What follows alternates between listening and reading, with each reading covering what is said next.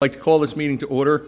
Please rise for a salute to the flag, and after the flag, I'd ask everybody to remain standing for a moment of silence for the two New York City police officers recently killed in the line of duty. It's appropriate tonight.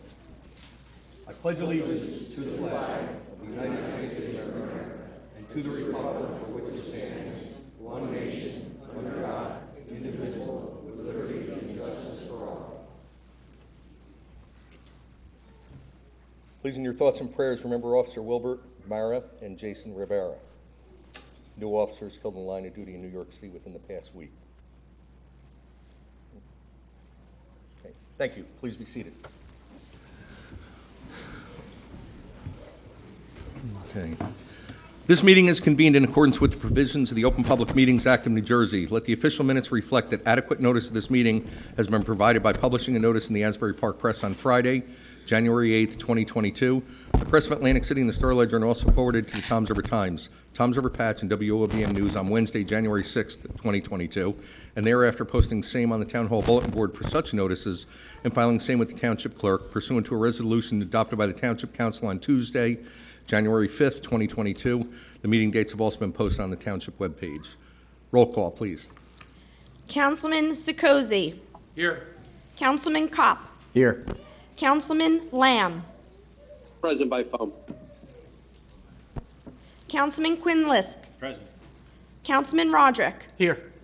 Council Vice President Lotano. Here. Council President Gagan. Here. First item on the agenda, 2 sets of minutes in which a roll call will be called for each. First, the minutes of January 3rd, 2022. Move the minutes. Second. Motion was made by Councilman Kopp, second by Council Vice President Lotano. Councilman Kopp? Yes. Council Vice President Lotano? Yes. Councilman Sikosi? Yes. Councilman Lamb? Yes. Councilman Quinn-Lisk? Yes. Councilman Roderick? Yes. Council President Gagan. Yes.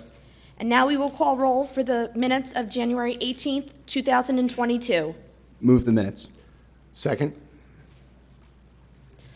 Motion was made again by Councilman Kopp, second by Councilman Lotano. Councilman Kopp. Yes. Council Vice President Lotano. Yes. Councilman Sikosi. Yes. Councilman Lamb. Abstain. I was not present. Councilman Quinn-Lisk. Yes. Councilman Roderick. Yes. Council President Gagan. Yes.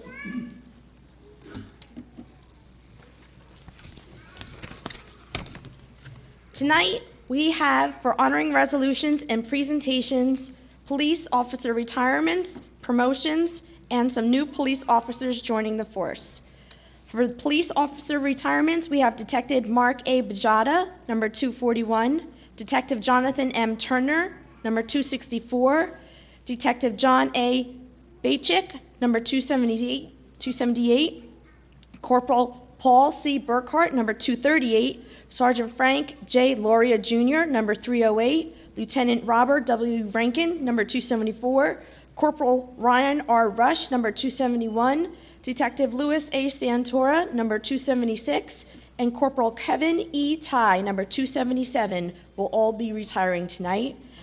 The police officers that will be celebrating promotions: Lieutenant Anthony Scally, Sergeant Brian Doyle, Sergeant Travis Seaman, Detective Sam Sutter, Detective Ryan Parente, Detective Lou Taranto, Detective Mike McDonald, Detective Jason Putkowski, and Detective Brent Mundy. The new police officers who will be joining our force is Patrolman Ryan Nani, Patrolman William Maloney, Patrolman Ethan Lucas, and that's it. Okay. Do I have a motion? Motion to move the honorings and resolutions. Second.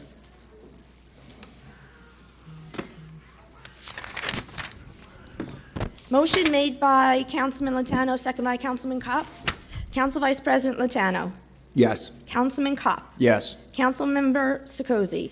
Yes. Councilmember Lamb. Yes. Councilman Quinn-Lisk. Yes. Councilman Roderick. Yes. Council President Gagan. Yes.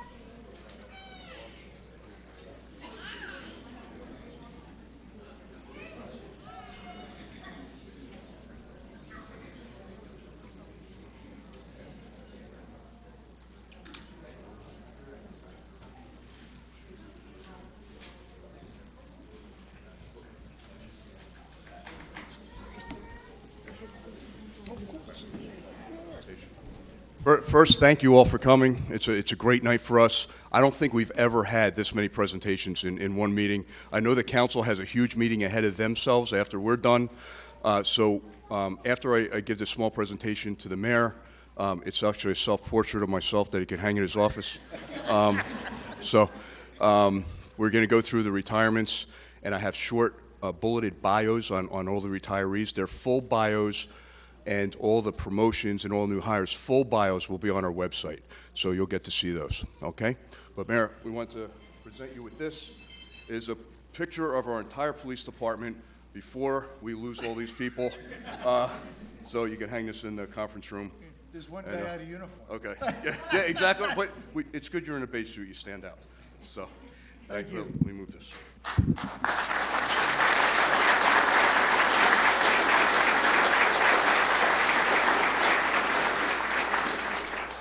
Thank you for all your support as always.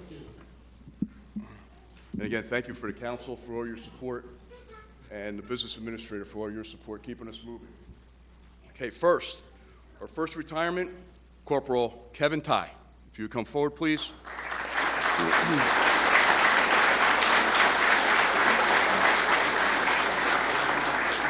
Kevin got his associate's degree from Middlesex County College in police and criminal justice. He got his bachelor's degree from Kane University. He was a Class 1 officer in Old Bridge Police Department. He was hired by then Dover Township Police Department in 1997, where he served as an evidence technician in the color guard, a networks officer at Westover Elementary School, the bicycle unit, and he received a life-saving award for doing CPR on a 57-year-old heart attack patient and survived. Got a merit award for a suicidal male who was holding a knife that he de-escalated, and he's the liaison for the Lenny Wade Memorial Torch Run for over 20 years. Congratulations.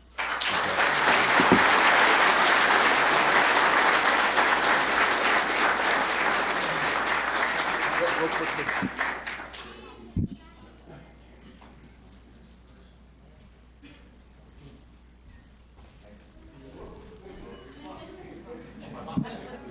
Set that on 10-10. Okay. Corporal Ryan Rush.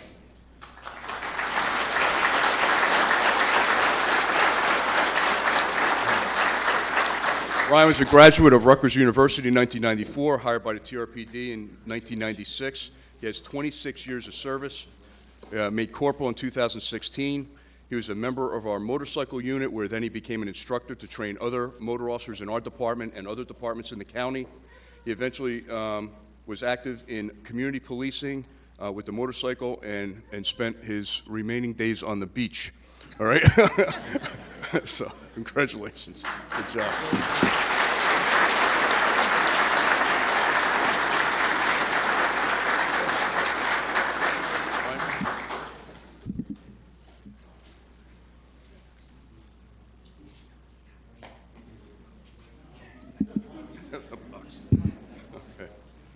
Detective Lou Santora, 25 years of service.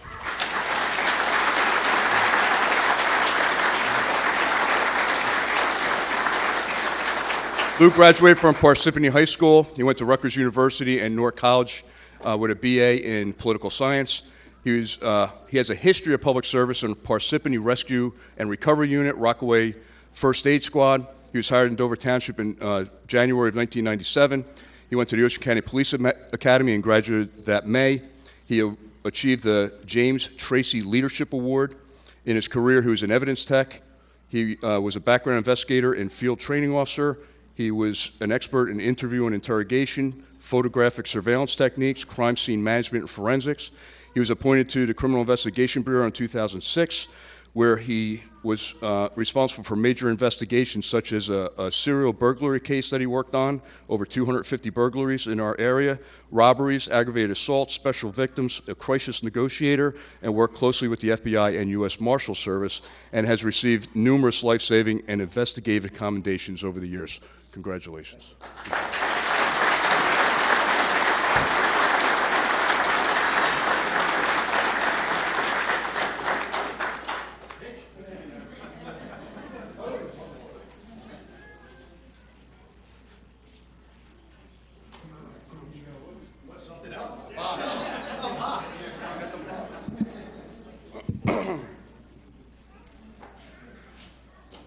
Detective Jonathan Turner. They're getting longer, unfortunately.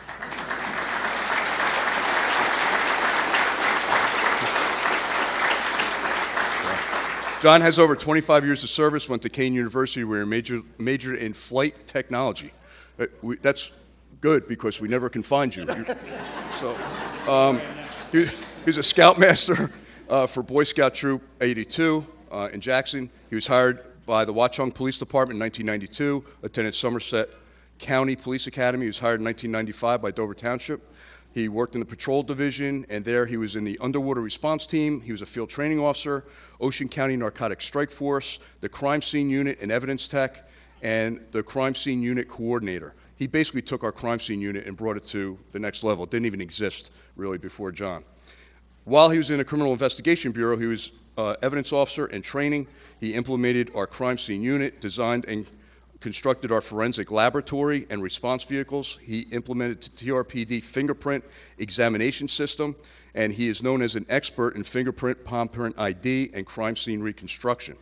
He was promoted to detective in 2013, where he conducted white-collar and fraud investigations, subject matter expert on cell phone investigations by the FBI, certified cybercrime investigator, member of the National Domestic Communications Assistance Center, conducted 3 week-long classes instructing crime scene technicians from all over the county, and instructed at Essex County Police Academy, Ocean County Prosecutor's Office, Leeds, TRPD Auxiliary, and Explorer Academy, Ocean County Community College, and received several awards and testified in over 50 trials. Congratulations.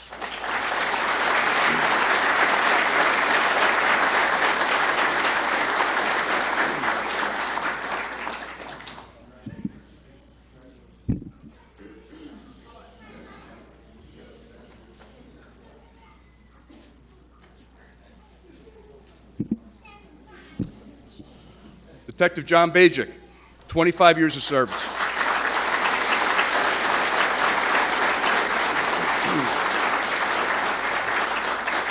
John's a graduate of Rutgers University for Criminal Justice, then the Ocean County Police Academy in 1994.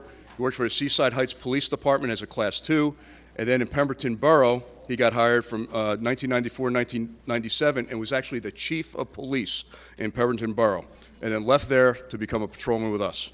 And we were so lucky to have him. He was promoted to detective in December 2004. He was an evidence technician, a firearms instructor, crisis negotiator, a certified fraud examiner, and a certified anti-money laundering specialist. And he is our expert in frauds and brought our white-collar crime unit up to where it is today. So congratulations. Thank you.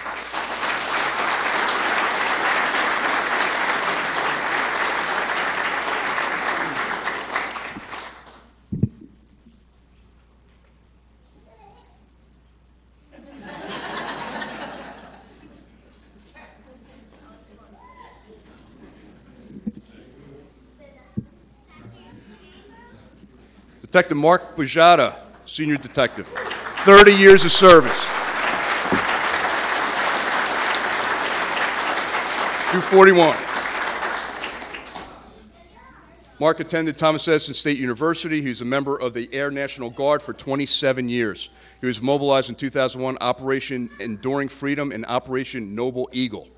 He came to Dover Township Police Department in January of 1992. He's a field training officer, was a member of the Color Guard. He was on the PBA 137 Executive Board and Awards Committee, member of the Emergency Service Unit, Ocean County Prosecutor's Office Narcotics Strike Force, promoted to detective in February 2002. He managed secondhand dealer and cash for gold programs, loss prevention programs, Operation Watchdog camera program, Ring doorbell programs, was a crisis negotiator and a camp counselor at our police camp week. Thank you very much, Joe.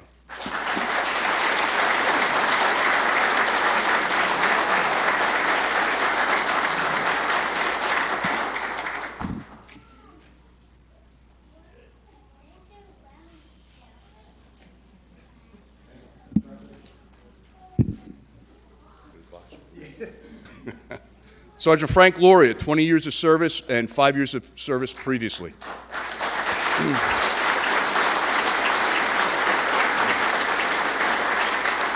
Sergeant Frank Loria is a graduate of Times Square High School East. He's a member of the United States Marine Corps, and he left there as a corporal. Graduated from William Patterson University, where he majored in history, attended Passaic County Police Academy, and started his law enforcement career with the Prospect Park Police Department. He is a recipient of the Passaic County 200 Club Award for actions during a multi-unit house fire. In Toms River, he was hired in 2001, worked primarily the evening shift. He was a field training officer, has received several awards and letters of appreciation for his service. Frank, thank you very much.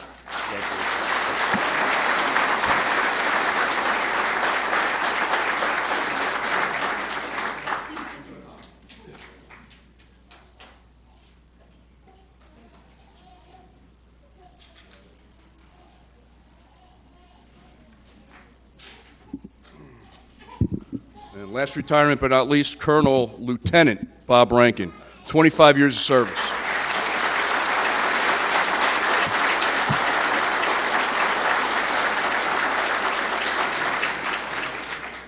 Bob's my twin brother. Thank you. Bob graduated high school north with me. Bachelor of Science degree from Rider University. He started Dover Township in June of 1996. As a patrolman, he was a field training officer, emergency service unit, color guard, prosecutor's office, narcotics strike force, a founding member of the Toms River FOP Lodge 156, in which he served as president and state trustee. He earned numerous awards and commendations. He made sergeant in 2011. He was assigned to the patrol division for 5 years, the administrative bureau for 5 years. He was in charge of on-site building management, fleet manager, quartermaster, information and technology unit, and radio systems. And then also as a lieutenant, he was in charge of special operations under the bureau commander, where he oversaw traffic safety, the emergency service unit, where he was the commander, the dive team, K-9 unit, and motor unit. Bob, congratulations, and thank you for everything.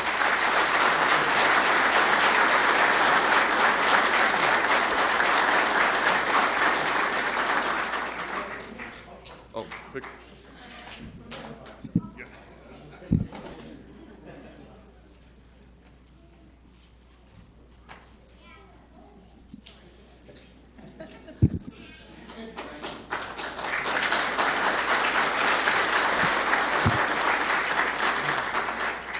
Okay, next we'll start with new hires, and we go from bottom to top. Our first new hire to replace all the retirements that just left is Ethan Lucas, badge number 464. Legacy, obviously, his father worked for us, and one of our best friends. Ethan, if you can come on up.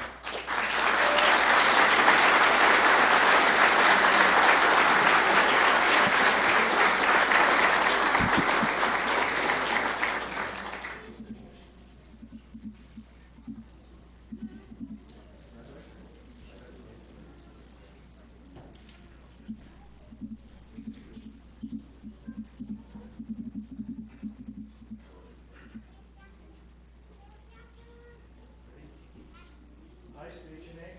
I, Ethan Henry Lucas. Do solemnly swear. Do solemnly swear. That I will support. That I will support. The Constitution of the United States. The Constitution of the United States. The Constitution of the State of New Jersey. The Constitution of the State of New Jersey. That I will bear true faith. That I will bear true faith. And allegiance. And allegiance. To the same.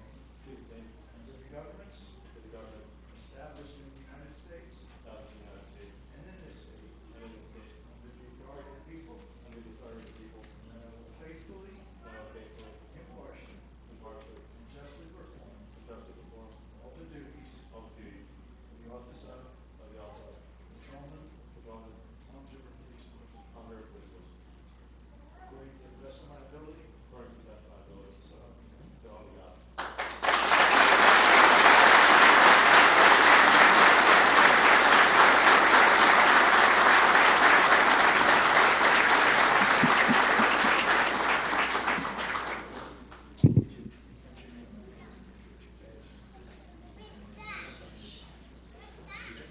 Did you get it? Okay. Okay. Next new hire is William Maloney. His dad is also retired from Toms River Police Department. Bill?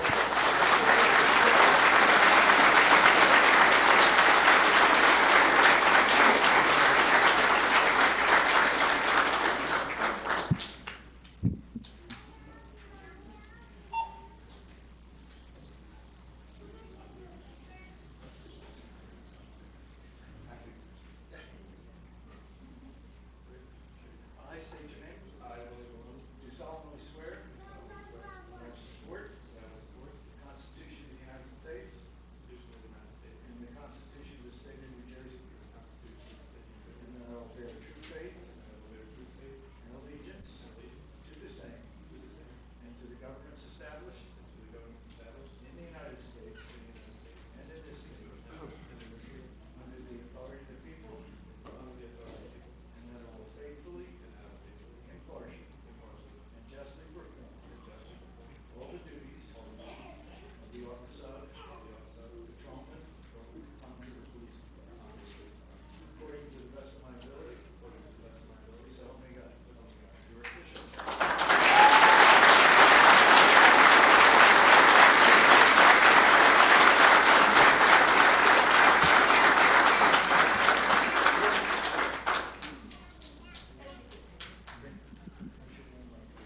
And our first promotion, Detective Brent Mundy.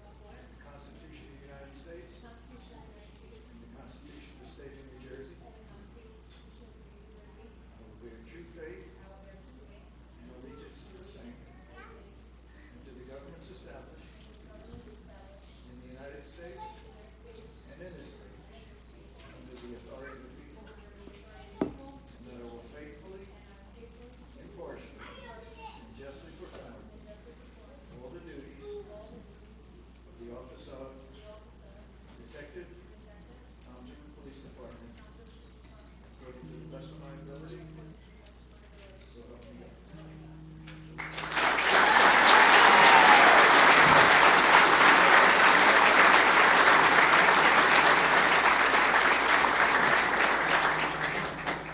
Sergeant Travis Stevens.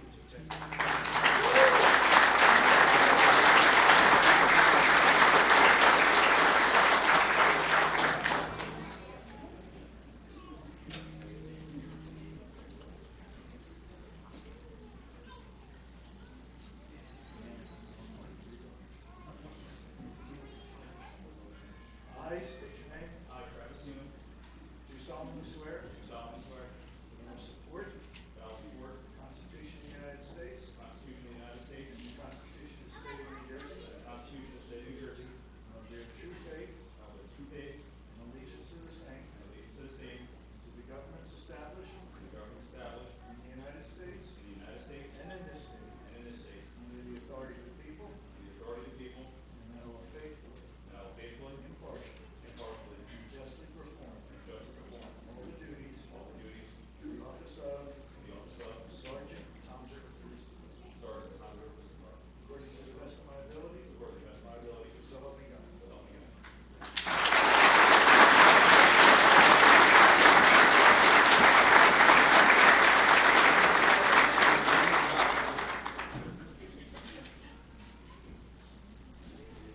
Sergeant Brian Doyle.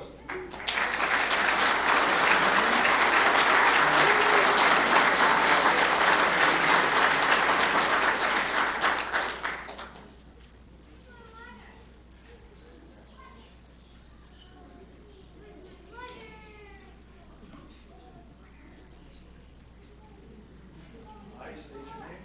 I, Brian Doyle, Do solemnly swear. do solemnly swear That I will support the Constitution of the United States. that I will support the Constitution of the United States And the Constitution of the State of New Jersey. and the Constitution of the State of New Jersey, And that I will bear true faith. and I bear true faith And allegiance to the same. and allegiance to the same, To the governments established. to the governments established In the United States. in the United States And in this state. and in this state, Under the authority of the people. under the authority of the people, And that I will faithfully. and I will faithfully, Impartially.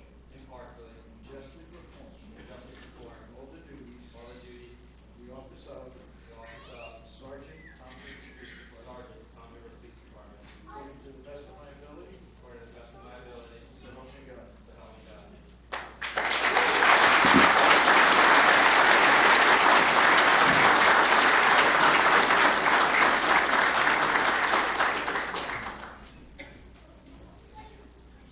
Our last promotion, Lieutenant Anthony Scout.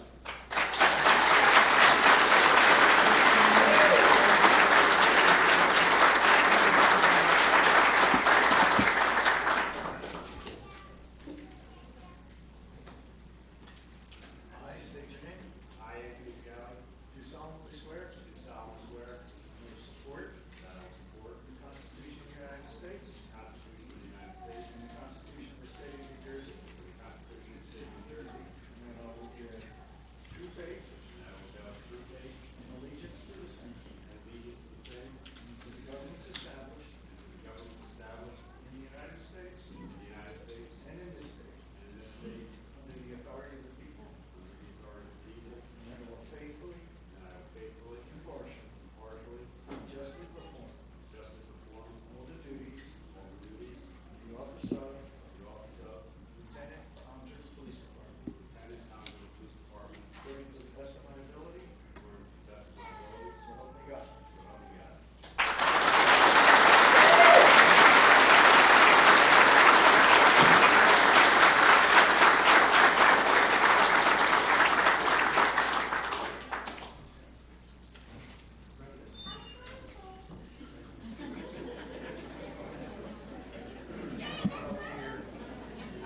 Did you want to say something? Okay. That concludes our ceremony. I'm glad you stayed with us through the whole thing. I just want to take this opportunity to thank all of our brothers and sisters for coming and supporting our law enforcement family. Thank you to all the family members. We couldn't do this job without you and your support. It can be tough being married to this profession, but thank you for that. And a special thanks to the mayor, the business administrator, and all the council members for continuing to allow us to do what we do. and supporting us the way they do. So thank you very much. We'll take a 5-minute break. Everybody can come downstairs, and anybody wants special pictures, family, any combination, we'll stick around and take care of that for you. So, Kevin, Mayor, you want to say anything? Okay, thank you very much.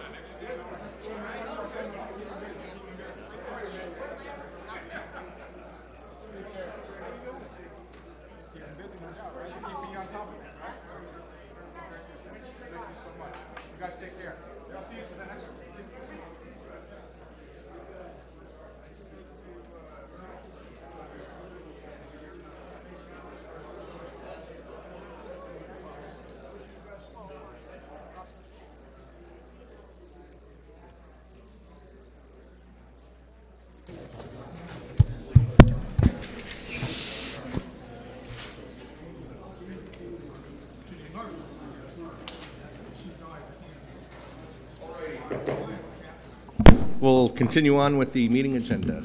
Number Item 7, an ordinance amending and supplementing Section 442-4Q and Section 442-4S collection of the Township Code to regulate placement of robocans and preclude use of non-township issued robocans for solid waste and recycling collection. This is a first reading. Okay. This is the first reading. So Move the ordinance. Move the ordinance on first, please. Second? Motion made by Council Vice President Latano, second by Councilman Kopp. Council Vice President Latano. Yes. Councilman Kopp. Yes. Councilman Sekozy. Yes. Councilman Lamb. Yes. Councilman Quinlisk. Yes. Councilman Roderick. Yes. Council President Gagan. yes. Item 8 is an ordinance amending and supplementing various sections of Chapter 348 Land Use and Development Regulations of the Township Code regulating decks and establishing fees and notice requirements for general development plans. This is a first reading. Move the ordinance? Second.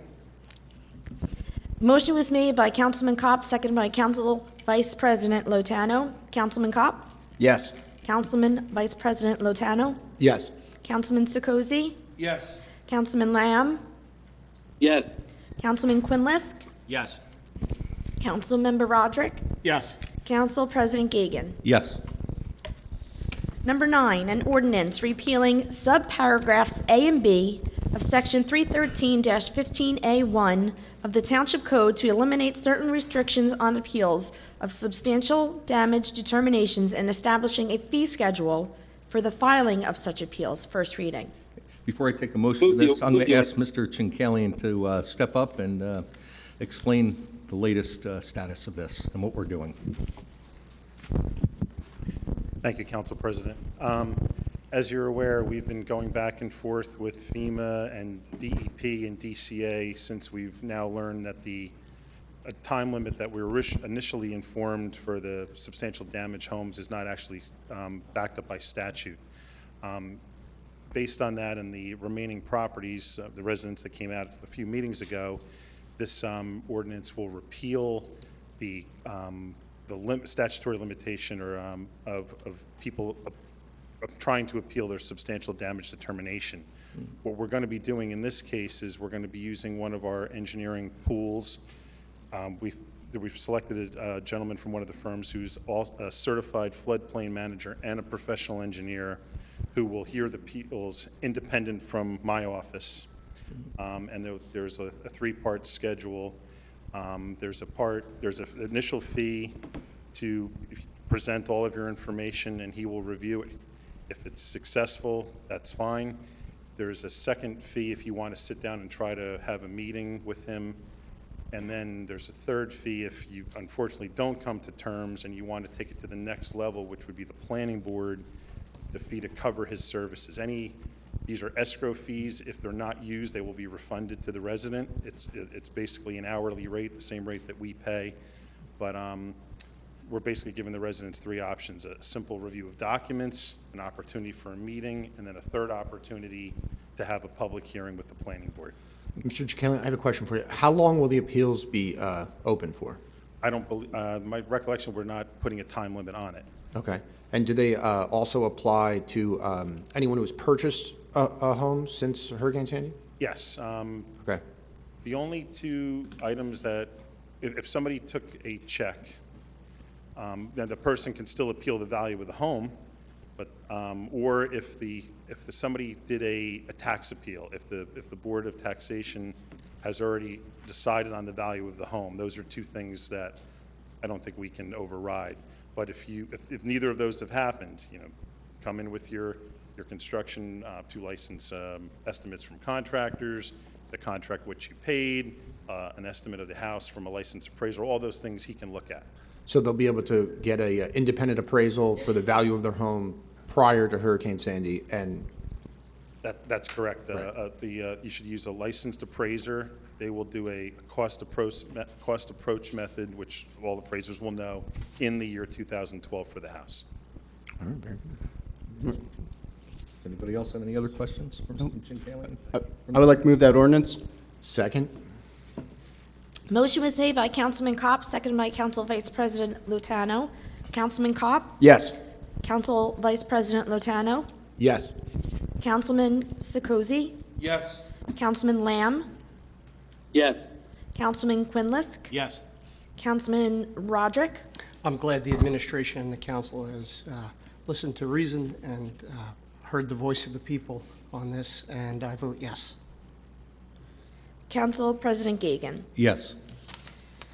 Moving on to item 10 is an ordinance to exceed the municipal budget appropriation limits and to establish a cap bank. First reading. Okay. I'm going to ask our CFO to step up and just explain this in layman's terms so the people understand it. I know it's something we have to do every year. Yeah, so Thank you. thank you, President. The Division of Local Government Services allows for the municipality to increase their cap bank by 1%. The 2.5% is for cost of living, and they allow you to go up an additional 1%. And that bank, that amount is then set aside into a bank that you can use for up to 2 years, and then it lapses. It's not that we have to use it. It's just giving us the ability to use the cap for cost of increases that might be unexpected. Like the snowstorm this weekend, perhaps? Who knows? You don't know. Or- That's why you bank Sure. it, so that in case you need it, it's there. So thank you. would you say it's like an emergency fund kind of No, deal? Okay. it's a normal, in the normal budgeting process, there's a cost of living increase of 2.5%. Right. And this allows us to go up 1 additional percent, and then if we need it, it's banked, and we can use it within 2 years, and then it lapses. I have a question. Doesn't the ordinance itself state that the intent of the governing body with this ordinance is to spend more than 3.5%? No, it's just It reads to- that verbatim. So I'm just curious as to why we would do that. You're saying it's only in case of emergencies. The intent here isn't to spend No. more than 3.5% in our budget this year? No, we're not done with the budget, but no, I don't believe that that's the case. But this And- would allow us to do so. If we needed to, and it's more about setting it aside for in case something does happen in the future, because I have been in that position where if we didn't do the ordinance and we did need it. And so I would always recommend to do the cap ordinance just as a matter of business, ordinary business. We don't have to use it. Thank you. Thank you. Thank you. Council, your pleasure on item 10? Move the ordinance on first. Second? Motion was made by Council Vice President Lotano, seconded by Councilman Kopp. Council Vice President Lotano. Yeah, I would just like to add that the last CFO we had here also used this as a normal accounting practice. I vote yes. Councilman Kopp. Yes. Councilman Sikozi. Yes, and I think it's a good tool to have. Thank you. Councilman Lamb. No. Councilman Quinlisk. Yes. Councilman Roderick. Again, the ordinance clearly states that the intent is to spend more than 3.5%. We've been told this year after year that, oh, well, it's just in case, and then the budget comes out, and the budget is in excess of 2%, often in excess of 3, 4, 5, 6%. So I can't support this. I vote no. Council President Gagan. Yes.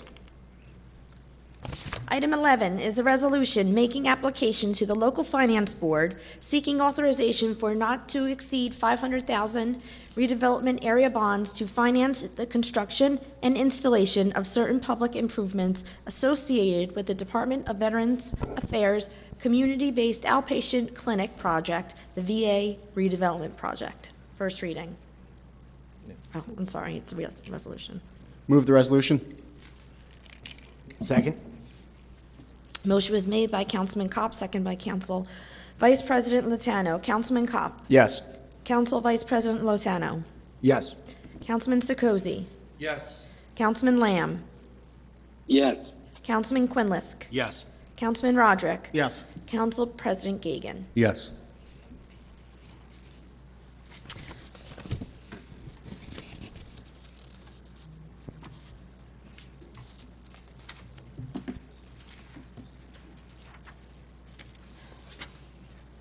Item 12 is an ordinance authorizing the vacations of portions of Sarno Avenue and Cipriano Avenue and the entirety of an unnamed roadway running between Sarno and Cipriano Cipriano Avenues within Hooper Caldina redevelopment plan area. First reading. I'd like to move the ordinance on first, please. Second.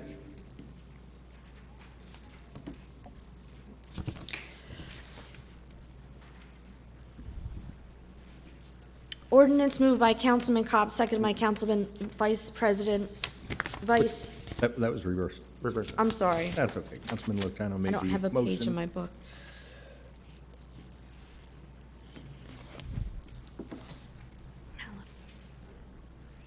It was Vice President Lotano and then Councilman Cobb? That is correct. Motion made by Council Vice President Lotano, second by Councilman Cobb. Council Vice President Lotano. Yes.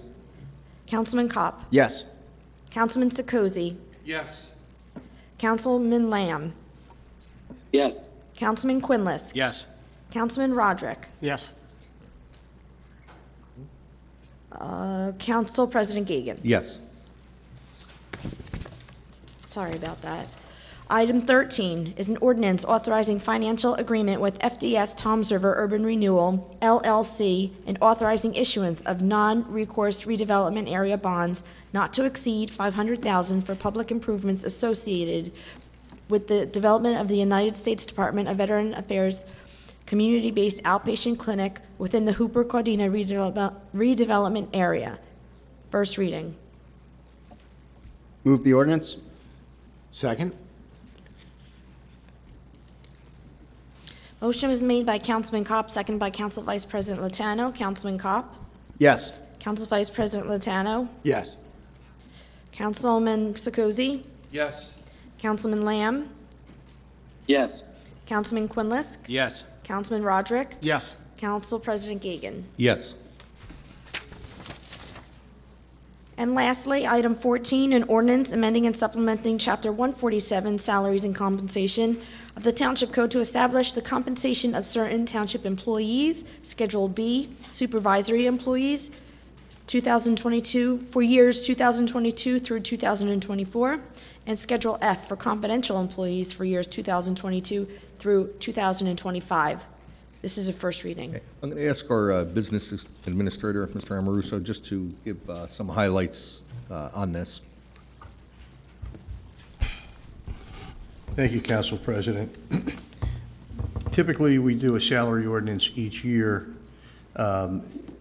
This ordinance, and it covers salaries for a period of 1 year. The salary ordinance provides a vehicle by which we can pay the salaries. So this year, it's a little bit different because we're able to capture a number of years because we've settled all of the contracts. So for the next 3 years, up through 2024, all 8 contracts have been negotiated. 4 of them expire, and there's 4 more that go into 2025. The CFO also put together a salary schedule to impute a potential 2% raise for confidential employees, which is pretty much in line with what the other employees have gotten. With the 8 contracts that we negotiated and the confidential employees that we've addressed in this ordinance, our average is just under 2% on an annualized basis in raises for the next 3 years. Thank you. Yes, sir. Okay, Council, your pleasure on item 14. Move ordinance 14, please. Second. Motion made by Council Vice President Lotano, seconded by Councilman Kopp. Council Vice President Lotano. Yes. Councilman Kopp. Yes. Councilman Sekozy. Yes. Councilman Lamb. No. Councilman Quinless. Yes. Councilman Roderick. I have a few highlights as well. I went through the salary ordinance, although I had to ask for the previous salary ordinance to compare and contrast, and I didn't actually receive it all, but only half. Administrative engineer, we're saying, the business administrator just said that it's 2% or so. Administrative engineer from 106,000 to 120,000, that's 13%.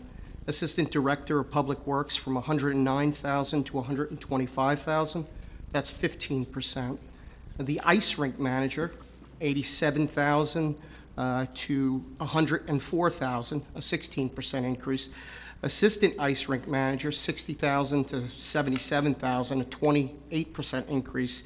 And assistant engineer from $106,000 to $142,000, a 34% increase.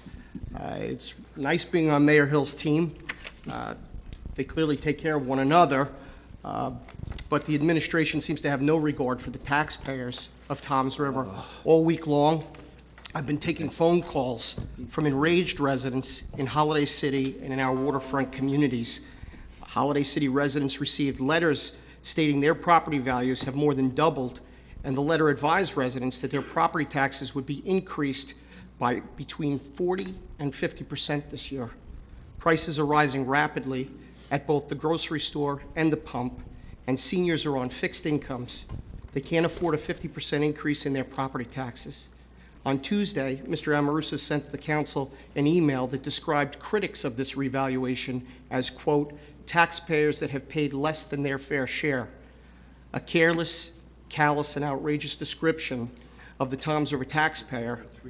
It is that kind of attitude that explains why Mayor Hill's appointments are getting between a 15 and 34% increase in this salary ordinance. Township employees work for the residents of Toms River, not the other way around. You know it's a range, right? Not like a raise? Excuse me, if you allow me to finish. All right, go ahead, sorry. If you allow me to finish, if you were here long enough, you would know that once the range is set, it is the mayor's prerogative to grant that salary.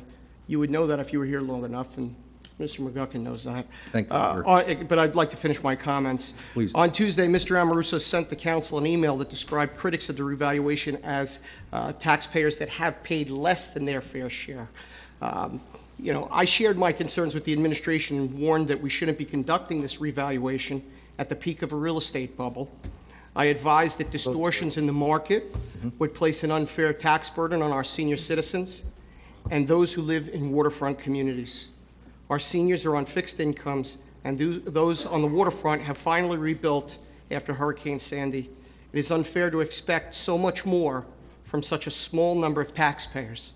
This is not the first time Toms River has conducted a revaluation at the peak of a market bubble.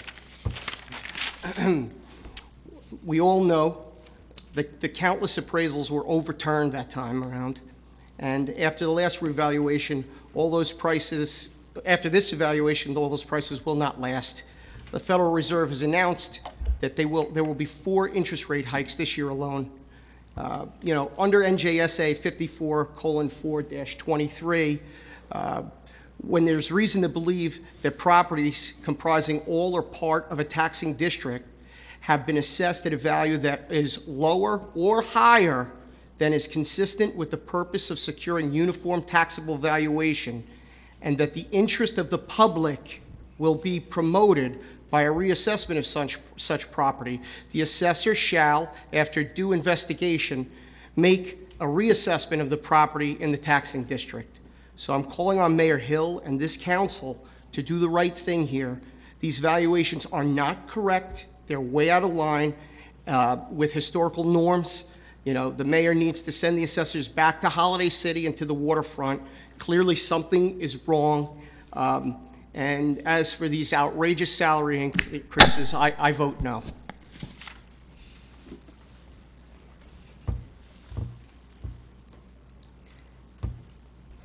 Council President, may I say something? No, I'll move on when you're ready for my vote. So continue. Please. I just have to cast my vote on that when you're ready. Okay. First of all, this is a range, and just like if it was the PBA or a teachers union that had a labor contract. Each and every year, we wind up doing one of these ordinances to try to keep our employees in line with what maybe their counterparts that our union employees are making. Simply that's it. Anybody can throw out numbers and make it appearing the way it is. As far as taxes, unfortunately, we have to do 2 things in life. We have to pay taxes and die. Now, our community, long before I even started paying taxes, and I have houses in this town as well, we all pay taxes. None of us like paying taxes. I get it. However, a third of the people, their taxes remain flat. A third go down usually, and a third go up. Obviously, we only hear from the people whose taxes go up. I'm sorry, it is what it is. Councilman Roderick, you voted for the reevaluation. You voted for the company that's doing the reevaluation, and it is what it is. To cast blame on anybody else is improper and jaded, to say the least. And I vote yes. Move on to the consent agenda, please. Yes. All matters listed under item consent agenda will be enacted by one motion in the form listed below. There will be no separate discussion of these items. If discussion is desired on any item, that item will be considered separately. Does any member of the council have any item they would like discussed separately or voted on separately? I would like, Council President, I'd like to discuss line items CC and DD. Charlie, Charlie, and Delta, Delta? That's correct. Okay. Any other member of the council have anything they would like discussed or voted on separately? Yes, I'd like to pull D, L, and T for a roll call. Okay. Any other member of the council have any item they'd like discussed separately or voted on separately? Also like to abstain from line item I, India, Council President. Okay, we'll do a roll call vote on that. Does any member of the public have any item they would like discussed separately? Okay. Mr. Termolen. Yes, O. O is in ocean? Yes. Okay. I'm sorry, the second one was what? P is in Paul. Okay. And T is in Tom. And there was one more. I'm sorry, Mr. Anderson is not here. I'm trying to ask questions for him too. D and E.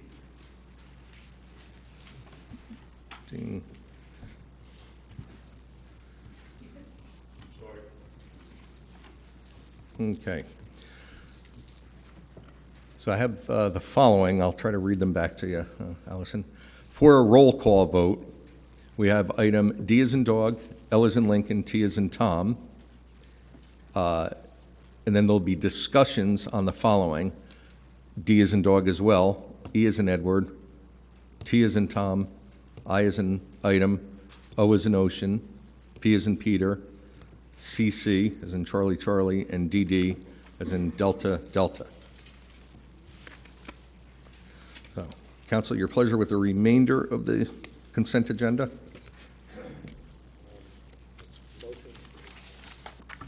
I'd like to make a motion to move the rest of the consent agenda with the exception of CC, DD, DL, TI, OP, And I think. E. And E? And E.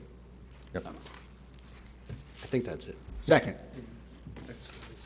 Motion was made by Council Vice President Latano, seconded by Councilman Kopp, to move the consent agenda with the exception of items CC, DD, DL, TI, OP, DE. Council Vice President Latano. Yes. Councilman Kopp.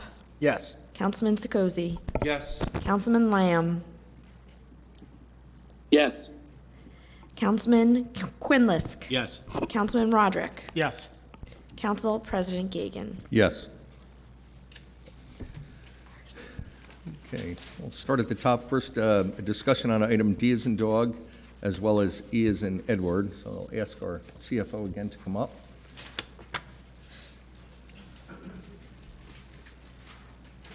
Normally during the course of the time when we're striking our budget, thank you for allowing me to speak, we're allowed to amend our temporary budget. And there's one item that I missed on the reorg when we were preparing the temporary budget. And then the second piece of the temporary budget change was for pension payments that we're required to pay in the next month or two. So I wanted to make sure that we had that on the agenda in order to make sure that those payments could be made timely. Okay. And as far as item E, the waiving the local review for the council budget? Waiving the local review, as the township is eligible for self-review. And in full disclosure, the township has always waived the right to have a local review, or have the right to have the state come in and look at the budget before we adopt. Okay, very good. Mr. Tremolin, any other questions? No, thank you. No? Okay, we'll do a roll call vote first on item D as in dog. Move item D. Second? Motion made by Council Vice President Latano, seconded by Councilman Kopp. Council Vice President Latano. Yes. Councilman Kopp. Yes. Councilman Sekozy. Yes. Councilman Lamb. Yes. Councilman Quinlisk. Yes. Councilman Roderick. In light of recent events, I'm going to vote no on the temporary budget amendment. Council President Gagan. Yes. Item E is in Edward. Council, your pleasure. Move item E. Second? Motion was made by Council Vice President Latano, seconded by Councilman Kopp. Council Vice President Latano. Yes. Councilman Kopp. Yes. Councilman Sekozy. Yes. Councilman Lamb. Yes. Councilman Quinlisk. Yes. Councilman Roderick. No. Council President Gagan. Yes. Okay, move on to item L. You wanted a roll call vote on that? I think aye. I have, oh, okay. We'll move up to I. You're right. It was further down my list. Item I is an item. You want to do a roll call? Was that a question? Was it Mr. Tremolin that had it? I think it was, I think it was a roll. Councilman Lamb. Roll call. Oh, okay. On. We'll do a roll call. That's right. I'll move item I. Second. Motion made by Councilman Kopp, seconded by Council Vice President Latano. Councilman Kopp. Yes. Council Vice President Latano. Yes. Councilman Sekozy. Yes. Councilman Lamb. Abstain, please. Councilman Quinlisk. Yes. Councilman Roderick. Yes. Council President Gagan. Yes. Item L, a roll call vote. Council, your pleasure. I would just like a moment to ask why it is we're renewing this contract or considering a new contract for a public relations firm, considering the mayor just hired someone, it was in the newspaper this week that the mayor hired someone, which would make the third person doing public relations for the town, right? We have somebody at the police department. We already have a fantastic person for the council. The mayor hired on someone else this week, and now we're putting out an RFP for a public relations firm. You know, and like I said, people in Holiday City got a tax bill that had a 50% increase this year. So I'd really like to understand the reason for this and why it is that we feel we need this, at least the administration, why the administration feels that we need to continue this. I mean, last time around, I think the PR firm, I mean, they're a good firm and all, but I think they did 4 or 5 press releases, and we paid $4,500 a month for an entire year. So why are we doing this? I'll refer to Mr. Amoruso for this. Yes, Council President. This is a scaled-down version of the RFP that went out last year. We've essentially cut just about half of the services from what we had last year. And we feel that some of the services they can provide are better outsourced. If we, not they, but whoever the successful firm is, be better outsourced.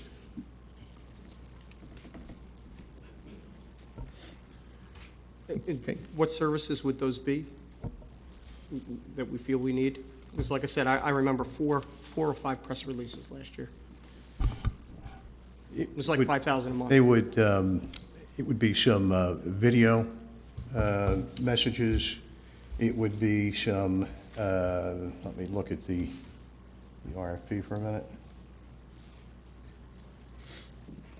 I mean, it's campaign season, so, you know, all of this public relations stuff. For you it is. It's never not campaign season. No, I just finished my So election. we assume we know how you're going to vote.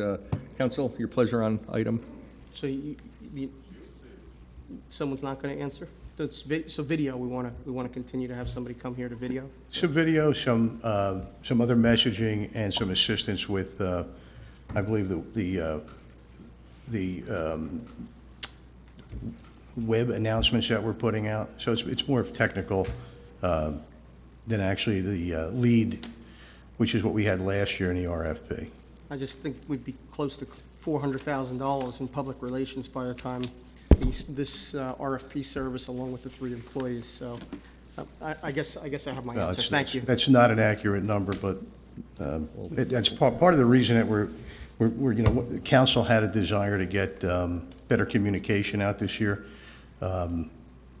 This council and mayor have been subject to a lot of false information that was spread by local blogs, and it's become very important that the residents of this town know the truth. Anything that we put out can be fact-checked, unlike some of the other nonsense that goes out.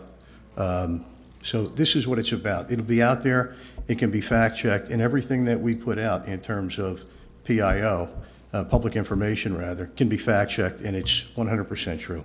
We have several members of the press here. I don't think they put out garbage. I think they put out great material, very balanced and fair. And well, the legitimate press is here. You are correct. The legitimate press. But you want to pay somebody else. So you're putting words in my mouth again, and that's not what I said. And that's half the reason why we're in the situation we're in. Council, your pleasure on item L as in Move Lamb. item L.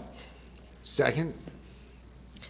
Motion made by Councilman Kopp, second by Council Vice President Latano. Councilman Kopp? Yes.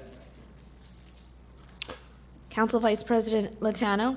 I would like to add, please, that, part of my reorg conversation was 2022, we need to make a better effort of communication with the public.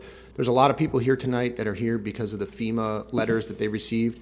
The township did not do their best job to get the information out to the residents in the timely manner that they needed.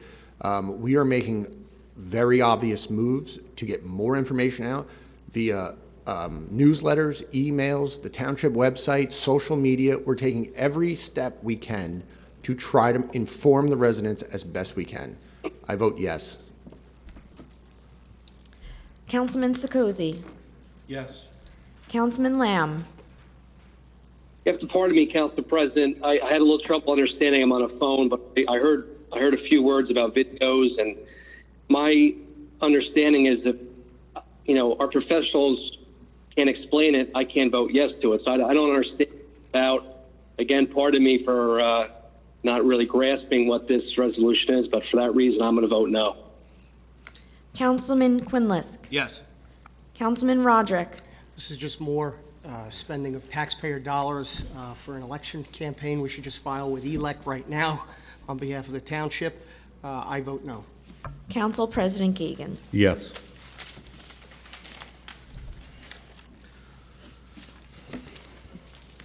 Okay. Item O, that was a roll call vote, or did somebody have a question on that? Mr. Kermolen. My only question is, why is the license being rescinded and where is it going? It's remaining as it was, but the ABC went back to that individual and said they need 3 one-year licenses, not a 3-year license. So it's housekeeping on our end with this business and the ABC. The request came from the ABC, the Alcoholic Beverage Control. Okay. So, okay. Council, your pleasure. Item O. Move item O. Second. Motion was made by Council Vice President Latano, seconded by Councilman Kopp. Council Vice President Latano? Yes. Councilman Kopp? Yes. Councilman Sikosi? Yes. Councilman Lamb? Yes. Councilman Quinlisk? Yes. Councilman Roderick? Yes. Council President Gagan. Yes. Okay. Item P as in Peter and T as in Tom. I'll have Mr. Vignola come up. Discussion regarding the garbage trucks or the robo trucks, several different types. Good evening, everyone. Letter P is just part of our replacement capital expenditures. It's for one front-loading vehicle. These vehicles are critical to the operation. We have 4 of them on hand. These are the vehicles that collect our schools, our non-for-profit institutions, and folks that we have contracts with that we collect. So that particular vehicle is for those situations. I have a question. The vehicles that are being retired, what were they, 70,000 miles? Or was it the vehicles that are being retired? I think there were 60,000 or 70,000 miles on them. Or was it less? I forget. No, it was more.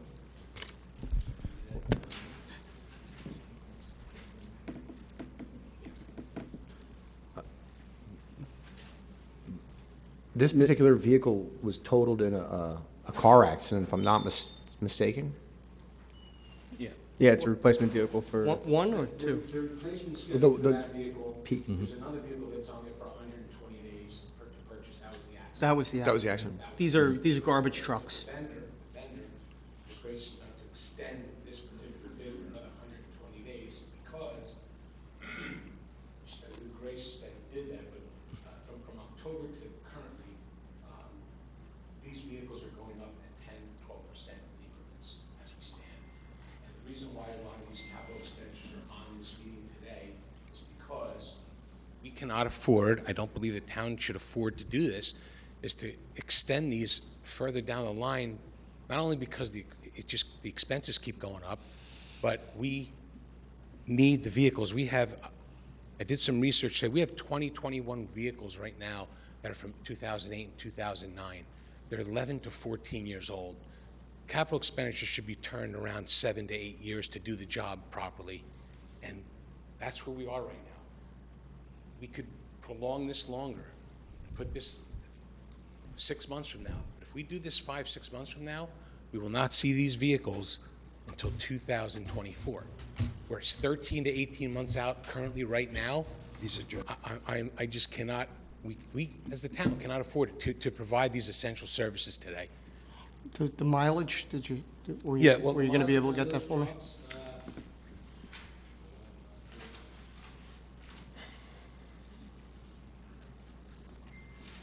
The ones that were traded in.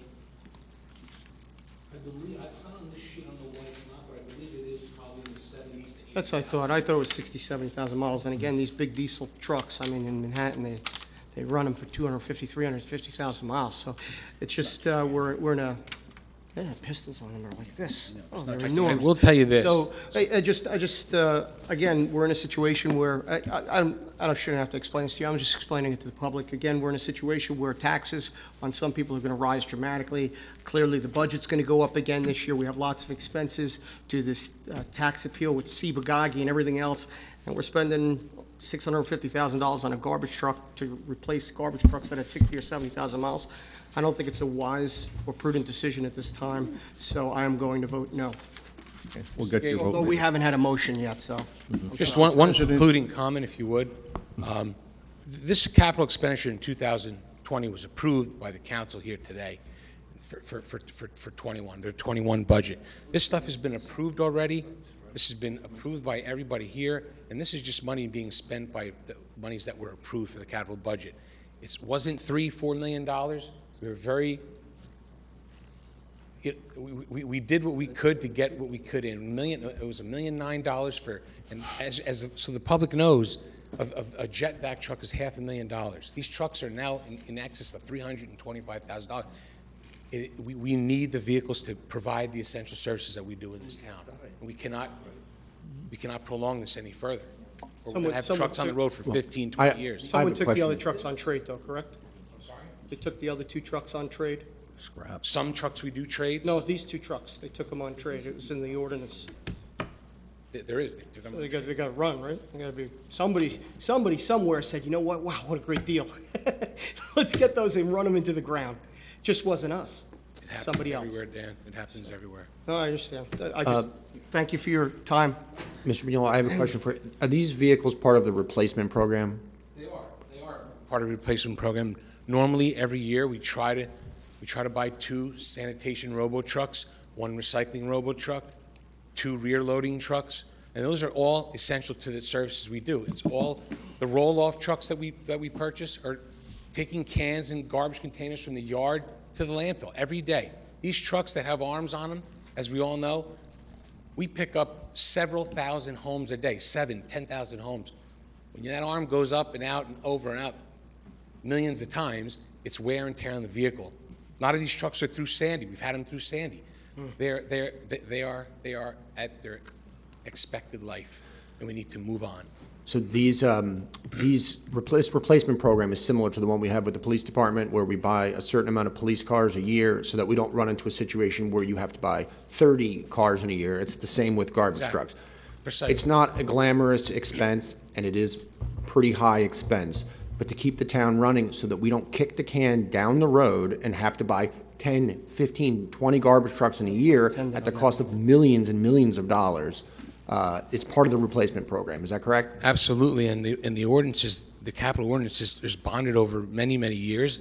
We pay them off, and we bond again for this type of purpose. This is what we do with capital expenditures. Yes.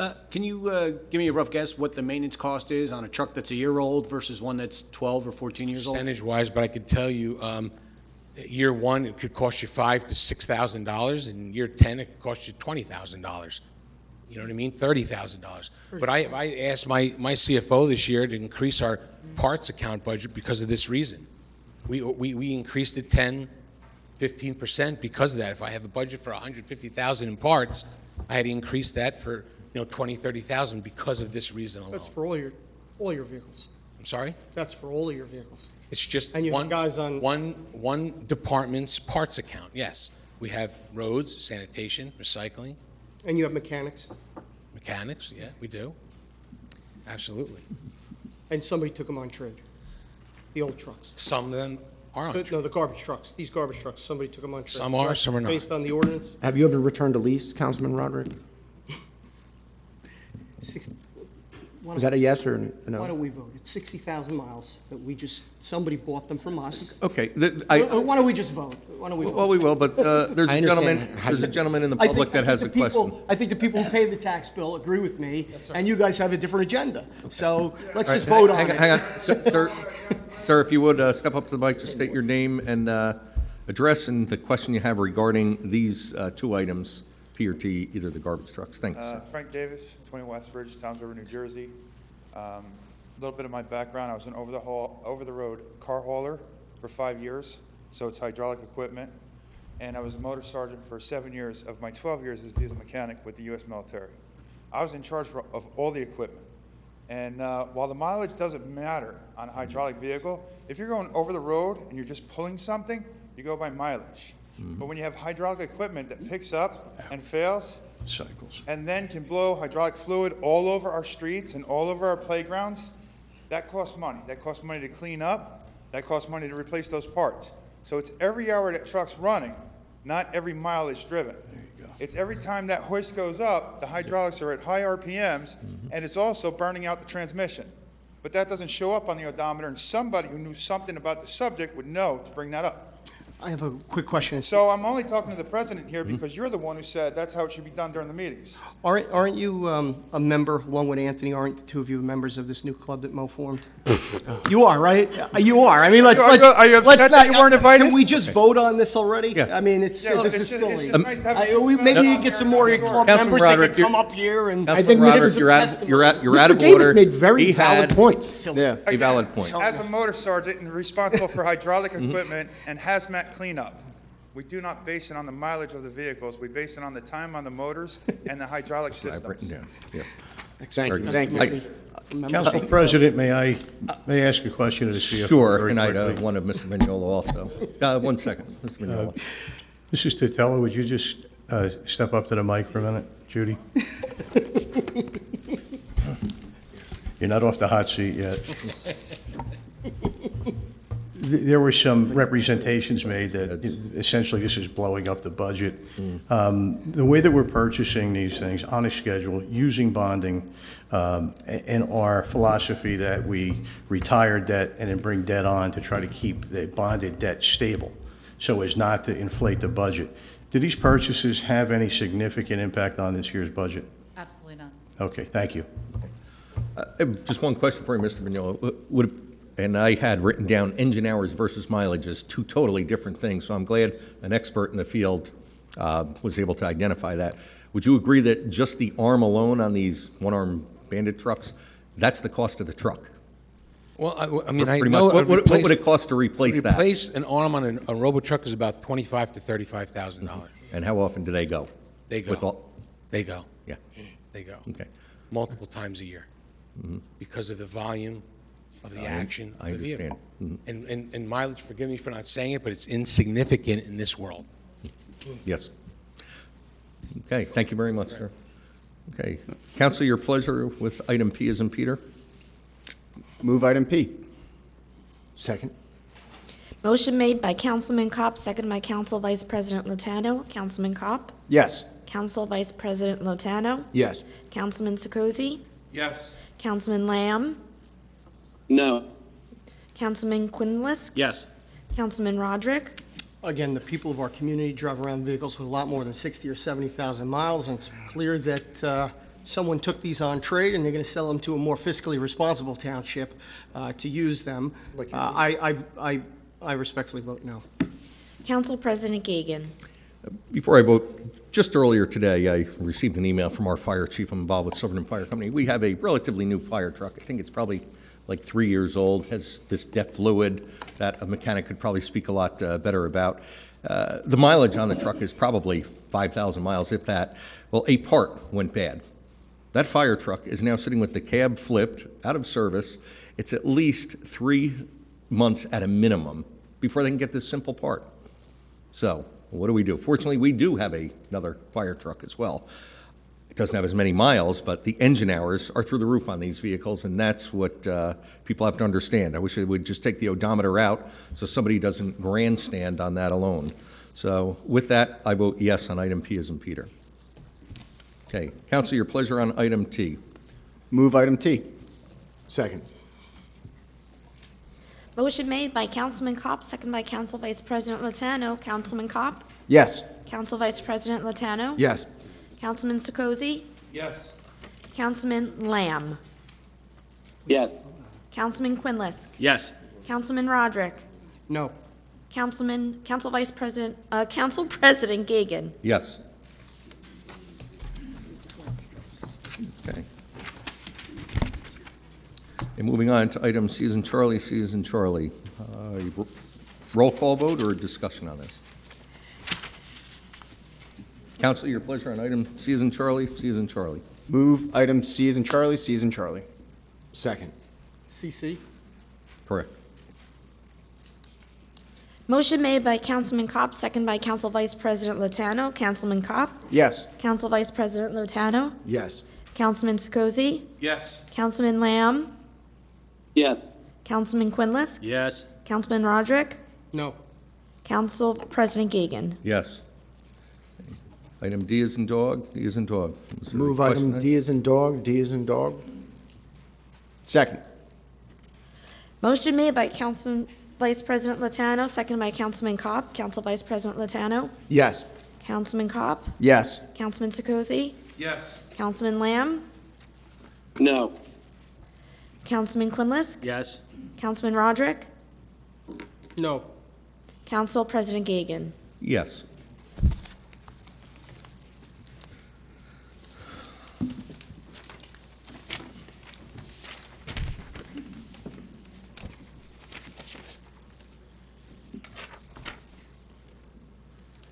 I believe that concludes all our exceptions.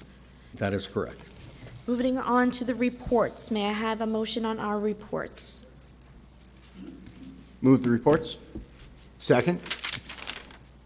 Motion made by Council Vice President Lotano, second by Councilman Kopp. Council Vice President Lotano? Yes. Councilman Kopp? Yes. Councilman Sekozy? Yes. Councilman Lamb? Yes. Councilman Quinlisk? Yes. Councilman Roderick? Yes. Council President Gagan? Yes. Next, we have the bills. Move the bills. Second. Motion made by Councilman Kopp, second by Council Vice President Lotano. Councilman Kopp? I need to abstain from all bills payable to Silverton First Aid Squad and also all bills payable to Owen and Little Associates. Yes to the balance. Council Vice President Lotano? Yes. Councilman Sekozy? Yes. Councilman Lamb? I have to abstain from Dasty Murphy McGuckin. Also abstain from Sita Holzappel and Zabarski.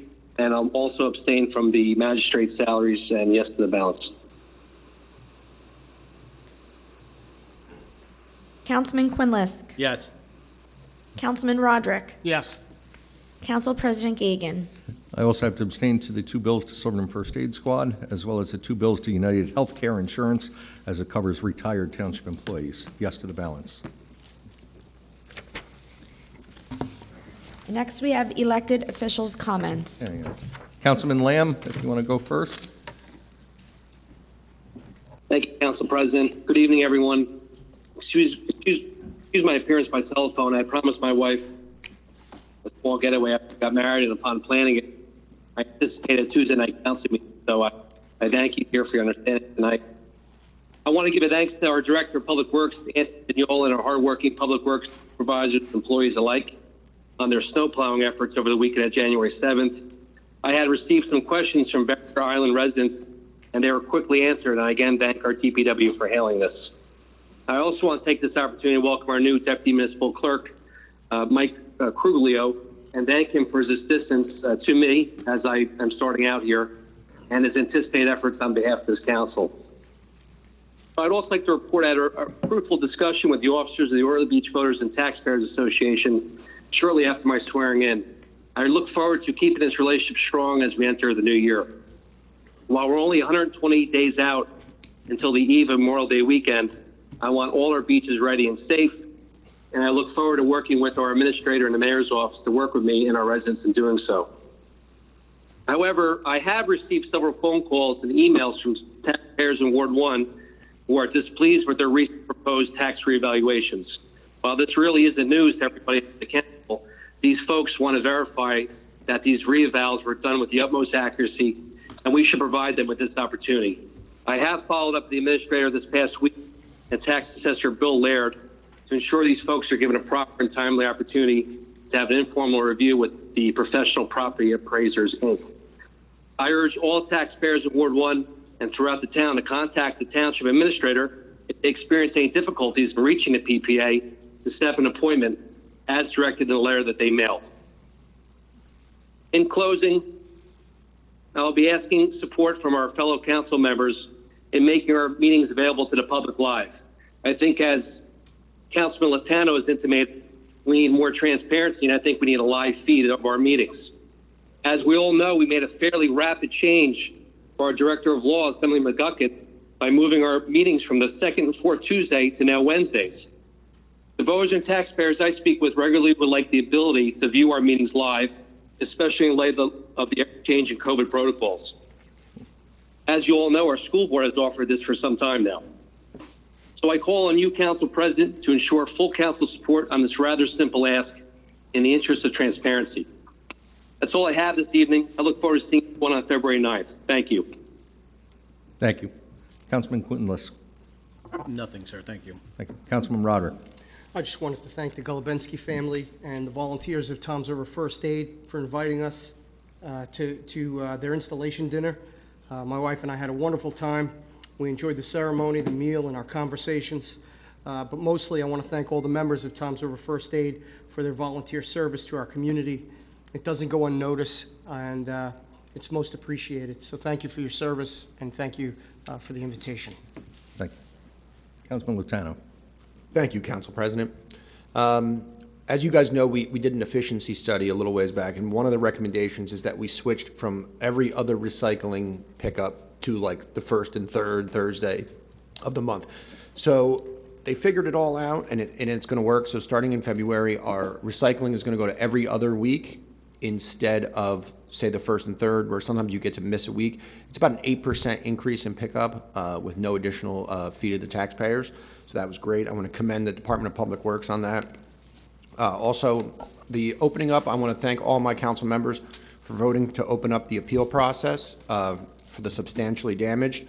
Thank you, Mr. Chinkalian, for explaining that very well. I'm sure we're going to hear more about it by the end of the night. There is planned to be a snowstorm this weekend. So again, Department of Public Works, we really rely on you to keep the streets plowed. Get a good night's sleep the next couple nights, because I think you may need it, and everybody drive safely. Thank you. Councilman Kopp. Oh, sorry. I also want to congratulate all the police. This was sorry, buddy. This was a big day for the police. We had 9 retirements, 9 promotions, and 2 to 3 hirings. Toms River Police Department does a fantastic job. Thank you, Chief Little, for getting all those positions moving around, get it done quickly in the meeting, and thank you very much to Toms River Police Department. Thank you. Councilman Cobb. Thank you, Council President. I was going to keep it short and sweet tonight. I was just going to congratulate, again, all the police officers on their retirement, along with all our police officers that got promoted tonight, and along with our 3 new police officers that we have coming on board. Stay safe out there, and best of luck. And that's all, Council President. Thank you. Councilman Sikosi. Good evening, everyone. I just want to say I'm a little nervous being up here. This is my second meeting, and I have a lot to learn. But the one thing I have learned already is what a wonderful town we live in. All those police officers, their families, our professionals here in town, our council people, I have to get to know and work with them. The mayor, our administrator, just everybody in this town is great. I love this town. I've pretty much been here all my life, off and on, but I lived here now for 25 years, and this seat is temporary, and I just want to leave the town better than when I got here, just like everyone else that did that, the men and women on council and the mayors. So I want to thank everybody, and I'll just give 100% and do my best. Thank you. Thank you.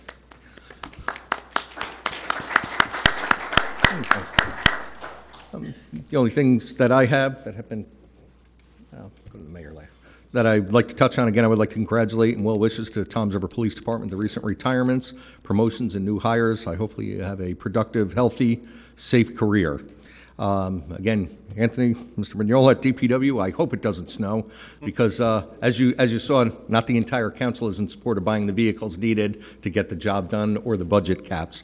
And I would just like to correct something Mr. Lamb, Councilman Lamb had said the meetings weren't moved to accommodate Mr. McGuckin. They were moved basically so Councilman Roderick and Councilman Lamb aren't texting their others at the school board, which run at the same night. That's why they were moved. On that, Mr. Mayor. Thank you, Council President. I also want to congratulate the Toms River Police Department, the officers who retired tonight, and the new officers we brought on board and the promotion. Again, I think we have a fine police department. We're the safest, largest city in New Jersey. We're number 1, and the chief has told me he's going to keep us number 1. So I also want to thank the Toms River First Aid. A number of us were at the installation meeting last Friday, and again, they're volunteers. They volunteer their time, and there were several hundred calls that they were on last year responding to emergencies throughout the township. At the reorg meeting, I had the opportunity to meet with Congressman Smith. I had 2 main issues. One was I wanted to make sure that he was aware of the resolution that the council passed requesting that the name of the new CBOC the VA be named for Lieutenant Leonard Bud Lamel. I forwarded that to his office, and he's working on that. I also asked for assistance with the Army Corps of Engineers regarding the beach replenishment. We heard we were on the schedule for 2022, but the funding was not secured. I got a call from Congressman Smith last Wednesday telling me that the Congress has funded the project with $30.2 million in funding. The state will be paying some of that, and also there is a small local contribution to the beach replenishment. The project, unfortunately, won't be scheduled until 2022 because the dredging equipment, there's only about 2 companies nationwide that do it. Monmouth County will be, that's the New York region. We're in the Philadelphia region. The New York region has scheduled the equipment for spring of 2022 for, I believe, Lock Harbor area. So we will be on the schedule for fall, and again, that's fully funded. I also received an email from the NJDOT that they're going to be paving Route 37 this summer, so I immediately called and I spoke with the Deputy Commissioner, Joe Bertoni, and he said it's not a milling and paving, it's a protective overlay. The overlay will be done from 8 p.m. Till 6 a.m. only Monday through Friday, not on weekends. There will be no lane closures. There will be milling and paving, which will start in the spring on the shoulders, but there'll be no lane closures. Again, I would ask the council to consider a resolution at the next meeting authorizing the administration to use ARP funds to support our first responders, fire, first aid, our schools, and sports organizations. So I'd like to see that on for the next meeting. Finally, I'd like to talk a little bit about the tax reval.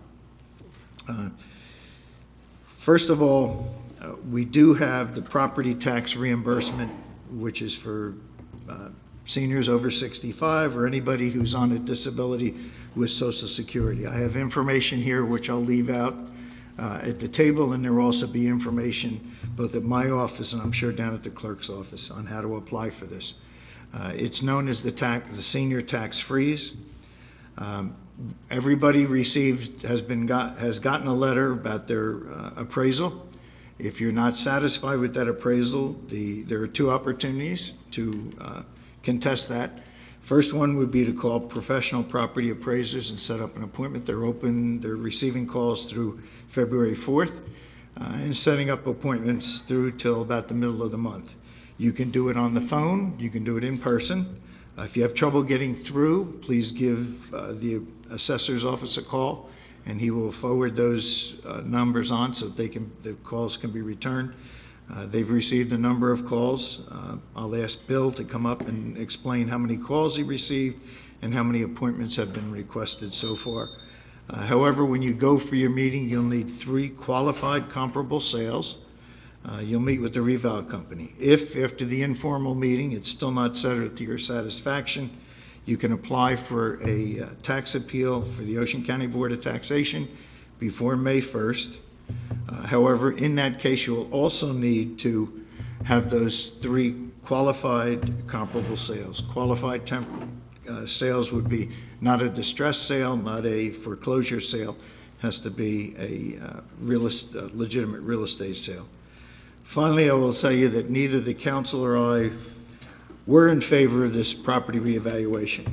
We felt that the market was rising at the rate of 35%, and we were concerned that just like in 2008, we would see a dip in the market. And we asked them to delay this for another year or two. We were denied. This reval was mandated, capital M, by the Ocean County Board of Taxation and the State Attorney General. This council, nor myself, were given any leeway in this. This was a mandated reappraisal. I would also like to remind Councilman Roderick that he voted for a $4 million emergency appropriation. He voted yes on February 25th, 2020. He voted yes for the reso to go out to bid for the reevaluation on March 10th, 2020. And he voted to accept PPA as the appraiser on July 28th, 2020. However, when the council was presented with a resolution to cancel $1.5 million of the emergency appropriation, which would have given money back to the taxpayers, he voted no, and that was October 13th, 2020. It seems sometimes Mr. Roderick suffers from amnesia on some of these votes, so I went back and researched that because I figured that this would be an issue tonight, and we, as I said, there are a number of avenues for appeal. This company will be available. That was part of the contract, that they would do the informal. Last time we didn't have informal, you had to file a tax appeal. So they are going to do informal, in person, or over the phone. If you're not satisfied with that, you can file the tax appeal before May 1st. That's all I have. Thank you.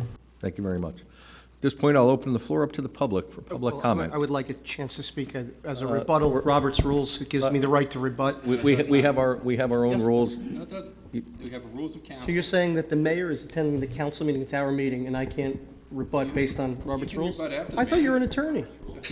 You should know Robert's rules. For God's sakes, you're an attorney, Greg. Except we have council rules that override that. Well, I want to know if the mayor is going to support sending those guys back out to Holiday City and to the waterfront to look at those properties again. It's outrageous. Mr. I want to know. So yes, we've all voted for the reval, and the mayor has said that it was mandated, so I want to know, are we going to send them back out? Thank you very much, Mr. No? Mayor. Yes, sir. Will If you would state your will you, name Mayor, and ask them address. to go back out? Maybe you should have worked on your board more than just campaign all the time. Worked on my, you folks make Okay. absolutely zero Okay, sense, so- and it's, the public sees this. Okay, sir, go ahead. Hi, my I name's Rick. apologize for his conduct again. That's okay. My name's Rich Bryn, and I'm with Michelle Donan. We live at 216 Minturn Road. We purchased the property September 13th, 2019. It had a home on it. We planned on renovating, raising. It was a beautiful home. I have pictures of it here. Rich, I'm sorry, your last name again? B-R-I-H-N and Donan, D-O-N-E-N. This is the house that we purchased. That's me with the seller there. Right? It was a beautiful home that had stained walls, 2 stories, a 3-bedroom, 2-bath home. This is the back side of it and the lot adjacent to it. This is inside. It had a fireplace. It was a second floor was half. It had a balcony and a stained ceiling and everything. It was beautiful. We really wanted to make it our home. But after getting into it, finding asbestos, finding many things wrong with it, the bedrooms being on the back side of the house to take away the lagoon view, we ultimately decided it was best to tear it down and build new. So that's what we did, and we got the CO in October of 2020. And then, but we didn't get our assessment until October of 2021. So we saw no tax change. Even though we demoed the property, it stayed the same. Then when we got the assessment and found out our taxes more than doubled, almost $11,000 from $4,100. And so, I got my thoughts here. So we then decided to file an appeal to see what was going on. We found out through the appeal process that Tom's River valued this home that I showed you all as $8,000. And everything else was the lot size value. They valued our lot at $172,000, which was about 34 cents per square foot, and everybody else's around us was like 15 cents a foot, 18 cents a foot. I've been going through all kinds of stuff trying to get to the bottom of it. Yes, and I should say the people in Toms River have been very kind. They've been trying to be very helpful, but I don't think they had the answers. Until yesterday, I got an answer from a gentleman, Jeff, in the tax assessor's office. Incidentally, we failed our appeal because they only looked at the property, the assessment of the new home, not the land. They said, that's too bad, we have to live with that. We have to pay way more than anybody else. If we knew that, we would have never chose Toms River to be our home. You know, I'm a member of the Seaside Heights Fish Club. We wanted this to be our home. We loved it, and now we just feel like we're being robbed. So this is what I found out. This here, this is a map of where we live, right? So, and we 100% expected our taxes to go up. So please, we're not naive and didn't think that they wouldn't go up. We expected that. This is our home here. This is a lagoon. This is our home, and this is Toms River. And so what I found out was that all the homes that are facing the bay are BCS 1402 zones, which means the site automatically gets $160,000 valuation plus the acreage times an equation that, so ours, for instance, 1.1, well, I'll get to that. So, but they wrapped it around and to move our lot in with the ones facing the bay. And they said, because these 2 corner lots, just so you know, this is 2 lots, not 4, right? So this one is 12,000 square feet, and this one is over 10,000 square feet. Ours is 5,000 square feet. And we all get the same, everybody gets the same $160,000 valuation. It's not fair. There's something wrong with the code, something wrong with the system. If we have a 5,000 square foot lot, that would be the same as someone with a 12,000 square foot lot.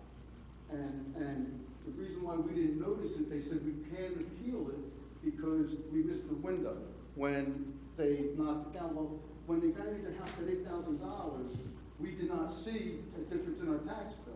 We're new to Toms River. We didn't know we're supposed to look for a little postcard. So we didn't do what the law says we're supposed to do.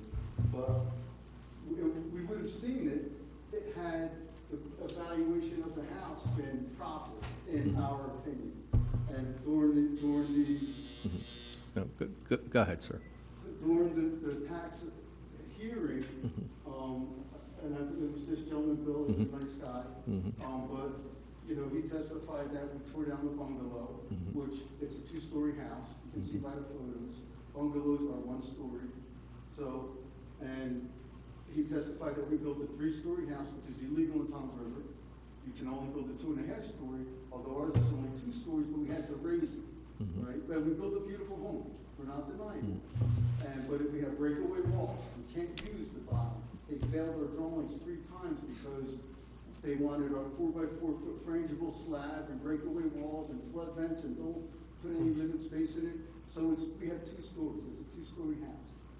So now, part of where I think, first I think that's unfair, right?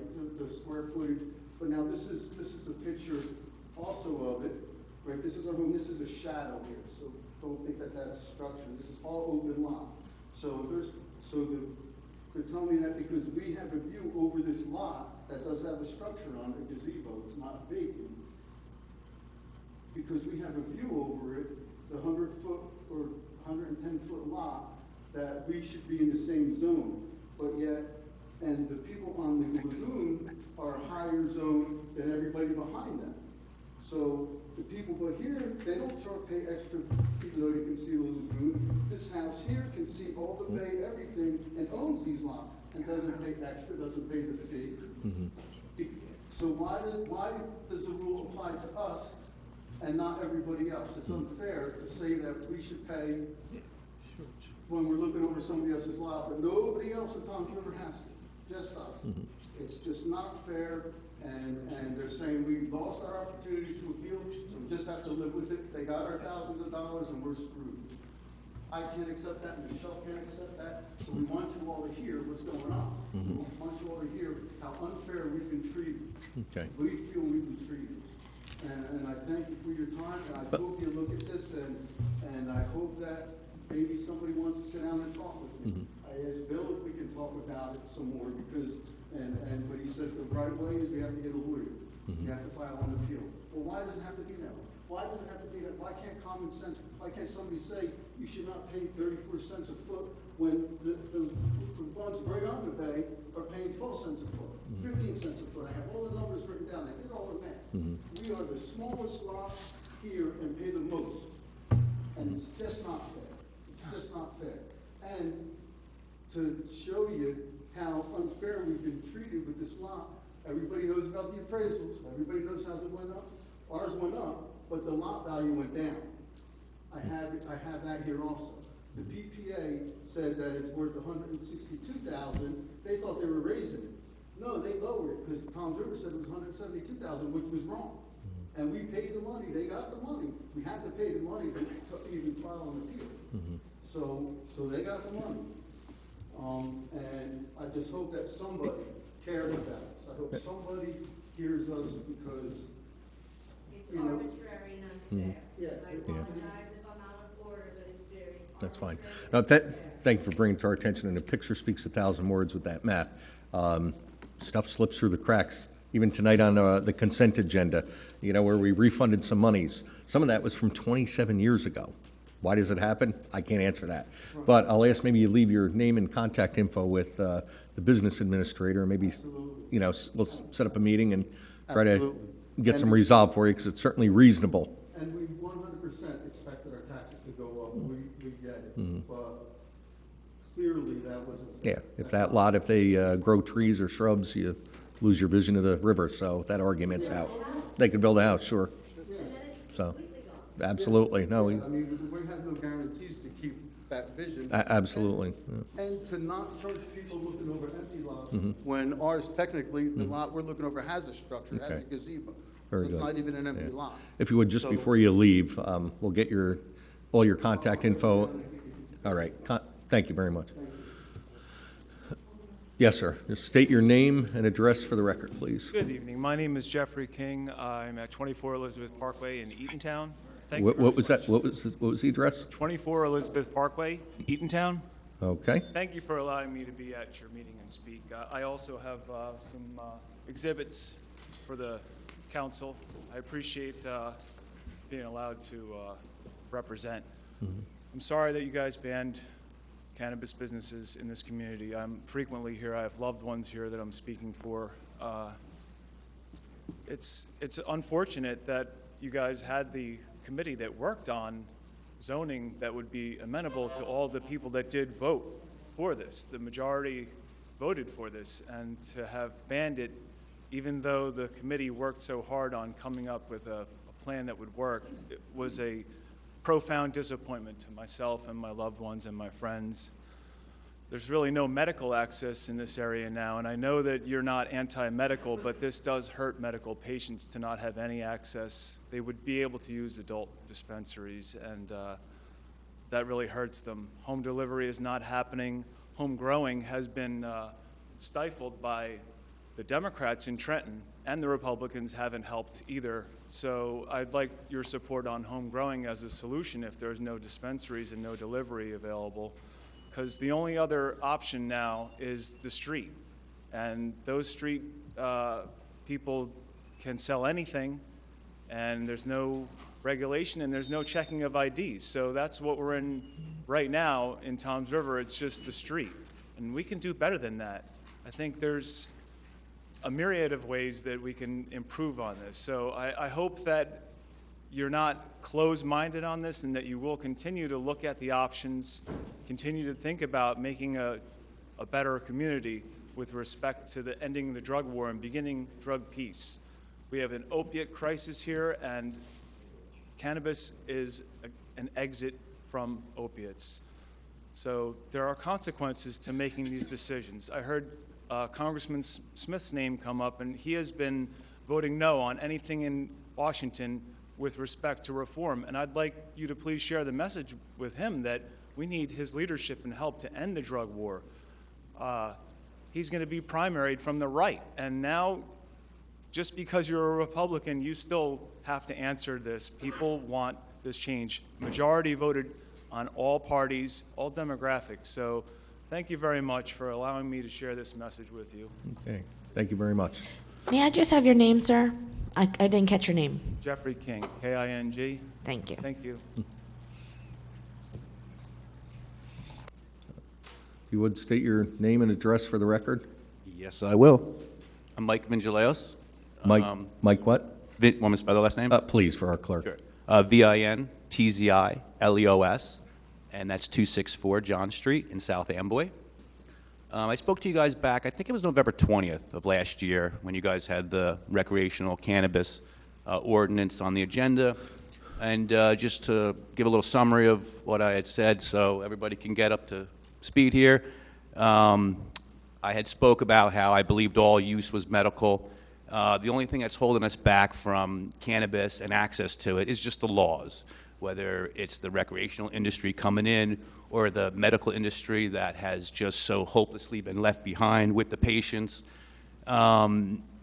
There's I told you about my story. Let me tell it again real brief. I don't want to get into it with too much details, but I was a heroin addict for almost 15 years, and I was using methadone when I was on heroin. And I was going to the methadone clinic down here in Toms River on 37, which I support 100%. It helped me get off the needle. I couldn't put the needle down. I was able to detox myself and get clean, and at the end of March, I'll have 4 years clean from heroin and methadone, and I was able to do it with the cannabis, okay? And we support methadone at Toms River because we're helping people get to the next step toward recovery, helping them get off of something that's lethal, that's going to possibly kill them. But if they want to help themselves a little further, what are we going to do? How do we help them? I'm not suggesting everybody at those clinics shouldn't be there. Some people need that medication. But there is people that want to get off there. They don't want to go to the clinic. They don't want to stand on the line. And there's laws, and you guys unanimously banned medical. unanimously banned medical. And for the council members that are new on this council, understand you're sitting on a council that banned a medicine, natural medicine that is giving people their life back. So there's a lot of towns all over the state that say not in my town. Unfortunately, Toms River is one of them. So we have a song here. I don't care if you don't want to hear it. I want to play it. It's called Not in My Town. You can't get no weed here. You can't get no weed here. You can't get no weed here. You can't get no weed here. Keep your cancer home, dear. You can't get no weed. Barnegat, Berkeley, Bridgeton, Bridgewater, Brigantine, Carlstadt, Chatham, Clifton, Cranberry, East Rutherford, Elmwood Park, Emerson, Fairhaven, Freehold, Garfield, Hasbrook Heights, Hawthorne, Lavalette, Lodi, Jamesburg, Hazlet, Mawa. You can't get no weed here. You can't get no weed here. You can't get no weed here. You can't get no weed here. Keep your cancer home, dear. You can't get no weed.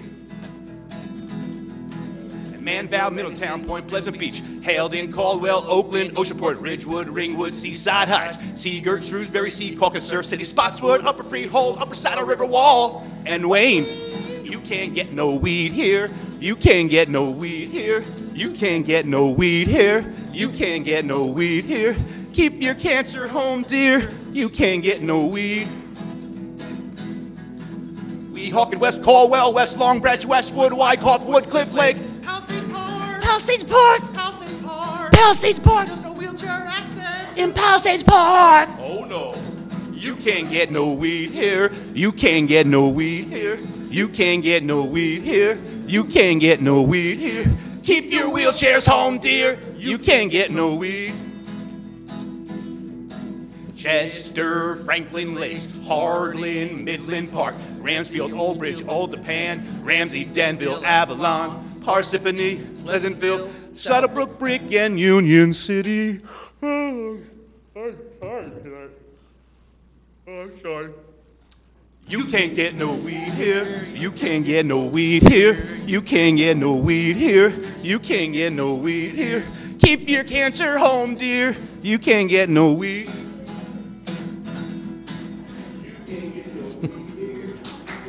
Very talented. Yeah, that's a first. I'd pay to see you do that. It's more entertaining than All right, who would like to top that? Any other member of the public wish to be heard? Yes, sir. There you go. If you would just mention your name and your address, please, sir. My name is Zach Lamb. I live at 115 Flack Street near Toms River. So I just want to mention a couple things I've been hearing in the last couple council meetings, and the main point is the word messaging. Listen, everyone here, every taxpayer knows what's going on. Our taxes are going up, either it's through the reassessment or just the ongoing, just slow trudge of just increases. So the problem isn't trying to convince people that you're doing the right thing, because anyone who reads a ballot question, and especially I voted the first time on the last election, I read that question, I notified anyone I knew who's a Toms River Township voter, and I told them, hey, make sure you don't miss this thing, and everyone read it correctly. No one wants their taxes going up. You have every single level of the government, federal, state, county, and now municipal, who's buying vacant property. Why? At some point it has to stop. How much vacant land needs to be purchased before there's enough that's purchased? Everyone's houses in this town have been going up a lot. So it's not just that we have an issue with not enough property owned by municipalities or the states. It's that there's not enough being built upon for single-family houses that people actually want to live in. I don't think everyone wants to live in a condo, which some people do, but the American dream was always about, the single-family house, a little backyard, mowing grass, I guess. I just started doing that. It's not that fun. But everybody, this is what people want. So reconsider some of your positions. And, some of us actually, we know what we're hearing. And so it's not a messaging issue. It's just not what the taxpayers are looking for. So thank you for hearing me. Have a good night. Thank you. Any other member of the public wish to be heard? Yes, sir. Good evening. Just state your name and address for the record, please. Todd Garris, 1932 Pinta Court. I just wanted to thank the entire council, the mayor, for their support with the substantially damaged, including successors in title. So I know you guys will vote on it again in 2 weeks, and then it doesn't become, as long as it goes through law for 20 days after that, I believe. So thank you so much. It's going to change a lot of lives. Absolutely. Thank you. Does any other member of the public wish to be heard? Okay, seeing none, I'll, we got one more. in the back, sir. I can see.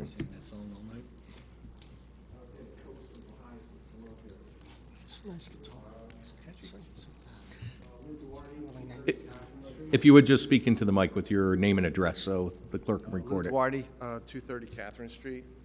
I didn't bring my guitar. Harmonica, anything? Nothing. I too received a letter that the tax reassessment is going to be done. I thought it was a kind of a mixed blessing. The tax assessment went up about 68%. I'm hoping that my taxes don't go up 68%, that the rate gets adjusted accordingly. So one of the things that I noticed is that the improvements went up 353%. I thought that was great in the sense I've been asking all along from a substantially damaged perspective. That's about 1,000% more than I spent to bring my house back from the storm. So what I'd like to ask is whether or not with this new appeals process, which I thank everybody for getting that done, great job, is whether since the assessments were done by this independent professionally services appraisal company, whatever it's called, that assessment would be enough information to feed the appeals process. So rather than going out and paying for independent appraisals, if the tax assessment appraisal is sufficient, it would have, not that I'm towing the water boat, but it would have to be your 2012 Yeah, value. it reverts back not to your current the value. day before the storm, actually, but But I have a point to make about that. Before the storm hit, homes in my area were selling for about $600,000. The assessed value has nothing to do with that, right? If market value is what FEMA's looking for, I was looking for a number that was closer to market value. We're back around that same price now, according to this latest appraisal. And now if my house can be appraised to be $290,000 just for the improvements, I would like to use that number as proof that I am not substantially damaged. Okay. Step up, sure. The process will do, right? The appeals process will do the same thing. Or Bob, question? Yeah, because it would go through your office, so I know the process is very detailed. According to FEMA regulations, you have to do an appeal based on the cost approach method prior to the date of the storm. So in this case, it would you have the township use the assessment that year, which my recollection was from 2012. That was a zero equalization ratio year. So that's what we started with. But if you want to contest it, unfortunately, you do have to get a licensed appraiser to use the cost approach method, not comps. That's the FEMA regulation. Yeah. That's what we have to follow.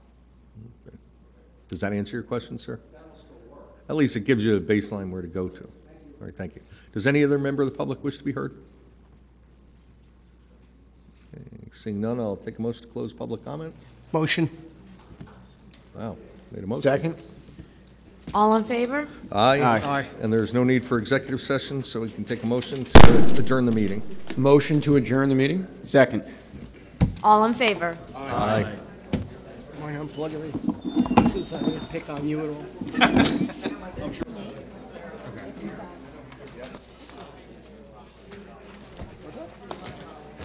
Actually, that was a good song.